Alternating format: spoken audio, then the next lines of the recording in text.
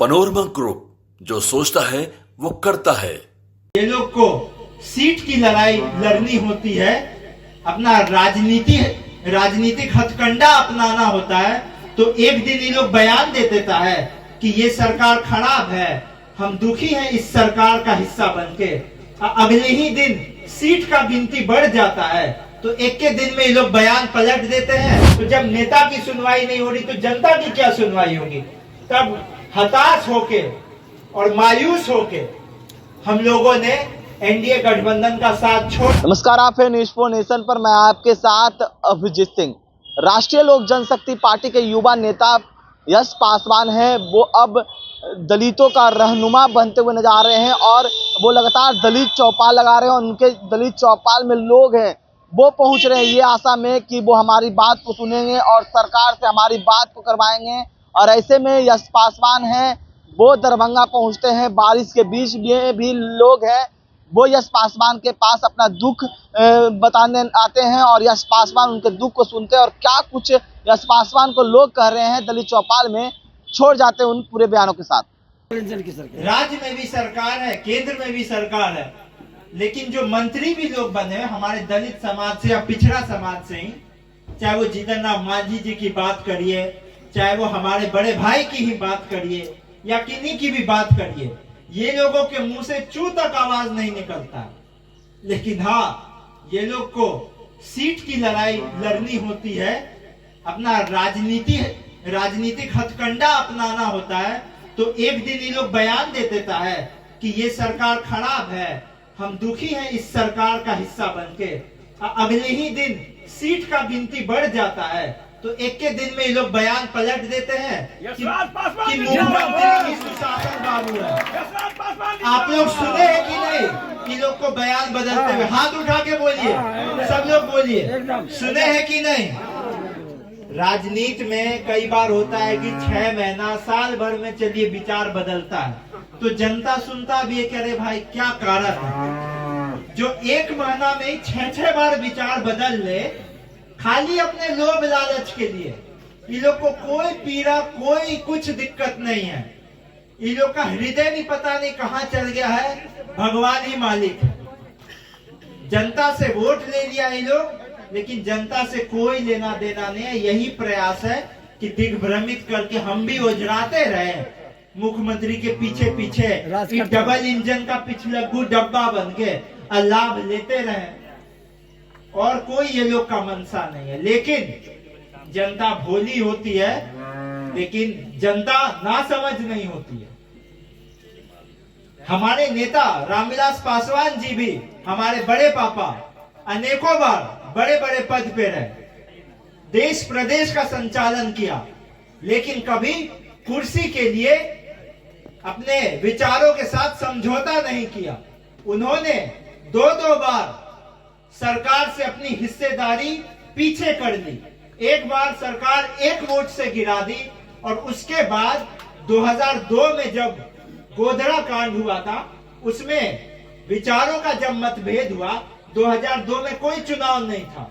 2002 के बाद अगला चुनाव सिर्फ 2004 में ही था, लेकिन 2002 में जब वो अटल बिहारी वाजपेयी जी के सरकार में केंद्र मंत्री थे, और 2002 में जो गोधरा कांड हुआ था और कुछ कारणों की वजह से, मतभेद के कारण वो असहज महसूस कर रहे थे और उनको लगा कि जनता की सुनवाई नहीं हो रही है, तो चुनाव से पहले, चुनाव में 2 साल था, तब भी बीच में उन्होंने अपने मंत्री पद से इस्तीफा दिया था।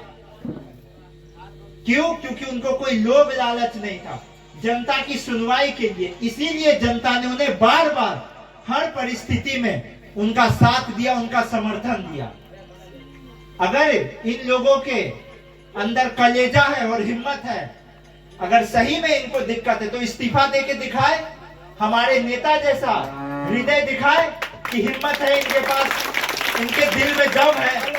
लेकिन ये लोगों के दिल में दम नहीं है। हमारे नेता के नाम पे लोग राजनीति कर सकते हैं, लेकिन हमारे नेता वाला एक भी गुण नहीं है।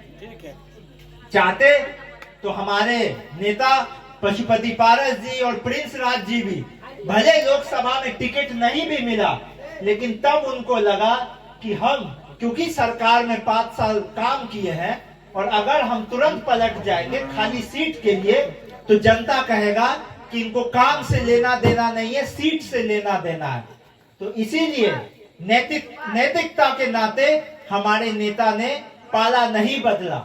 लेकिन जब हमारे चाहते तो पाला बदल सकते थे, चाहते तो सरकार के विरोध में प्रचार कर सकते थे, लेकिन 2024 में पाला नहीं बदला। क्योंकि जब आप 5 साल किसी सरकार के साथ काम करते हैं और तुरंत पलटी खा जाइएगा, तो नेता भी, जनता भी तो कहेगा ना नेता को कि आप तो मलाई खा लिए, अब आपको सीट नहीं मिला तो आप बयानबाजी बदल लिए। लेकिन नैतिकता के नाते, क्योंकि उस विचारधारा से हम लोग आते हैं जहां से स्वर्गीय रामविलास पासवान जी ने जो लकीर खींची थी, तो इन लोगों ने अपने विचार से समझौता नहीं किया। लेकिन जब देखा कि बिहार में विधि व्यवस्था चरमराते जा रही है और मुख्यमंत्री जी को ये लोग पत्र भी लिखे, जो भी लिखे, तब कोई सुनवाई नहीं हो रही।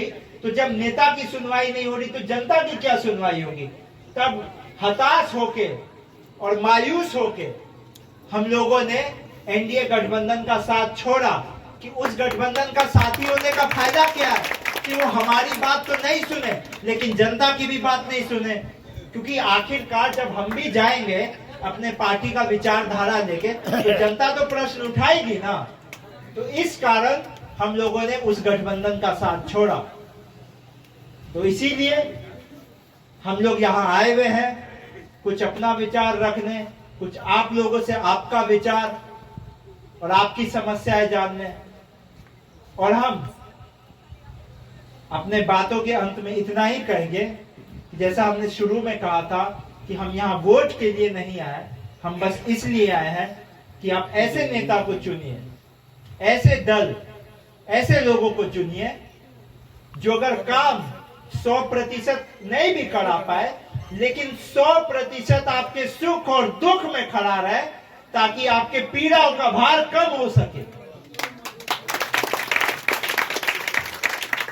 तो इन्हीं शब्दों के साथ